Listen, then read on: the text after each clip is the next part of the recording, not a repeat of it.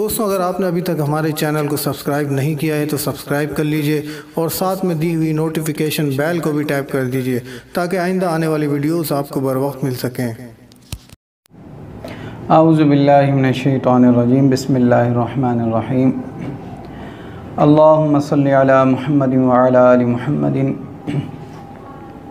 कमा सल्लैता अला इब्राहीम व अला आलि इब्राहीम इन्नका हमीदुम मजीद। अल्लाहुम्मा बारिक अला मुहम्मदिन व अला आलि मुहम्मदिन कमा बारकता अला इब्राहीम व अला आलि इब्राहीम इन्नका हमीदुम मजीद। अस्सलामु अलैकुम व रहमतुल्लाहि व बरकातुहू।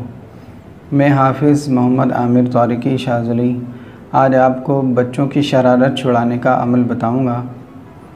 ये अमल उन बच्चों के लिए है कि जो बच्चे बहुत ज़्यादा अपनी माँओं को तंग करते हैं। तो ये अमल अगर उनकी वालिदा ख़ुद करें तो बहुत ज़्यादा फ़ायदा होगा। जब बच्चा रात को सो जाए तो उसकी पेशानी के बाल पकड़कर 7 मरतबा ये अमल पढ़े। अमल ये है, वल्लाहु मिन वराइहिम मुहीत बल हुवा कुरआनुम मजीद फ़ी लौहिम महफूज़ फ़ल्लाहु खैरुन हाफ़िज़न व हुवा अरहमुर राहिमीन।